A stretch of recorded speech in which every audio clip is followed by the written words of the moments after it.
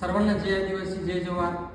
दिनांक 5/8/2026 रोजी आदिवासी विकास विभागामार्फत हा GR प्रदर्शित करण्यात आला आणि या GR मध्ये एवढ्या अटी शर्ती लावल्या की जे शिक्षण घेणारे आदिवासी विद्यार्थी आहेत त्यांना वसतिगृह प्रवेशापासून कसं रोखता येईल याचे सर्वतोपरी प्रयत्न आदिवासी विकास विभागाने केलेला आहे. याच्यामध्ये जे काही मुद्दे आहेत मी तुम्हाला सांगतो. यामधला एक जो मुद्दा आहे त्यामध्ये असं नमूद केलेलं आहे की तुम्हाला वसतिगृहामध्ये प्रवेश घ्यायचा असेल तर तुमची वयोमर्यादा ही 26 असली पाहिजे. 26 वर्षानंतर तुम्हाला वसतिगृहाला प्रवेश घेता येणार नाही, पण तुम्हाला स्कॉलरशिपचा लाभ घेता येईल.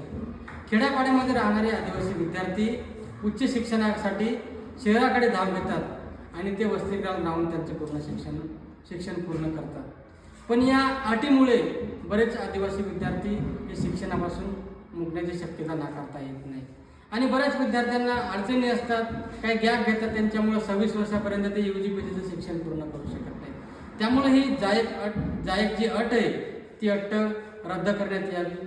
त्यासोबत तो दुसरा मुद्दा आहे, शहराच्या महानगरपालिकेपासून आपलं कॉलेज हे 5 किलोमीटरच्या आतमध्ये पाहिजे. बरेच असे कॉलेज आहेत, फार्मसी, नर्सिंग, इंजिनिअरिंग, MBBS हे कॉलेज हे 5 किलोमीटरच्या अंतराच्या बाहेर असतात. त्यानंतर जो मुद्दा आहे तो मुद्दा, समजा एका विद्यार्थ्याने D फार्मसी केलेले आहे आणि त्याला जर LLBला ॲडमिशन घ्यायचं असेल तर त्याला LLBला ॲडमिशन घेता येते, पण वसतिगृहाला प्रवेश घेता येणार नाही. म्हणजे एकाच शाखेमध्ये त्यांनी शिक्षण घेतलं पाहिजे. आणि यानंतरचा जो मुद्दा आहे तो महत्त्वाचा मुद्दा आहे. त्या मुद्द्यामध्ये असं म्हटलेलं आहे की ज्या विद्यार्थ्यांचा प्रवेश वसतिगृहाला झालेला आहे अशा विद्यार्थ्यांनी कुठल्याही संघटनेमध्ये भाग घ्यायचा नाही किंवा अन्नत्याग आंदोलन करायचं नाही आणि आपल्यावर होणाऱ्या अन्यायाला वाचाही फोडायची नाही.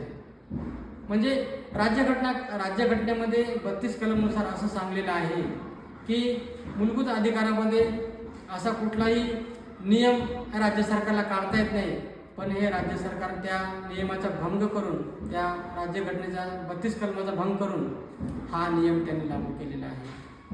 या सर्व GR वरून असं समजतं की राज्य सरकार हे येणाऱ्या काळामध्ये वसतिगृह बंद करण्याच्या स्टेप आहे, त्यामधली पहिली स्टेप आहे आणि नंतर येणाऱ्या काळामध्ये ते आता वसतिगृह बंद करेल.